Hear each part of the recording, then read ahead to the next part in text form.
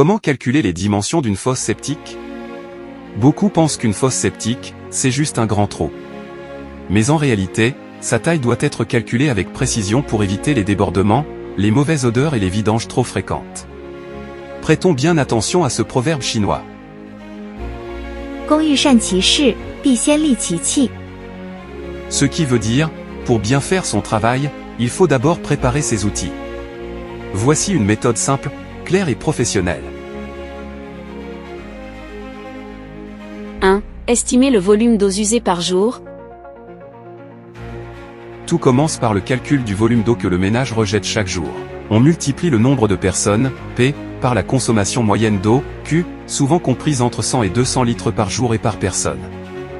La formule de base est A égale à P fois petit q. Exemple, pour un foyer de 4 personnes, où chaque personne rejette 150 litres d'eau usée par jour. On fait A égale 4 fois 150. On obtient donc 600 litres par jour, soit 0,6 m3 d'eau usée quotidienne. 2. Déterminer le temps de rétention du liquide. Ce temps correspond à la durée pendant laquelle les eaux restent dans la fosse pour permettre la décantation. Les normes recommandent 24 à 72 heures selon la taille de la fosse et le volume d'eau rejeté. 3. Ajouter le volume pour les boues et l'écume. Ce volume s'ajoute au précédent, car la fosse doit stocker les boues pendant plusieurs années avant la vidange. On utilise la formule de Pickford, de 1980. Elle est donnée par B égale à P, fois N, fois F, fois S. B, étant le volume des boues et des écumes, N, le nombre d'années entre deux vidanges, souvent 2 à 5 ans. F, le facteur selon la température locale, et S, la vitesse d'accumulation, souvent 25 litres par an par personne pour les eaux vannes, et 40 litres, si les eaux ménagères y sont ajoutées. Exemple, pour un foyer de 4 personnes, avec une vidange tous les 3 ans et des eaux ménagères, on fait B égale à 4 fois 3 fois 40. Le facteur F vaut 1 ici, pour une température normale. On obtient donc 480 litres, soit 0,48 m3 pour les boues et l'écume. 4. Calculer la capacité totale de la fosse.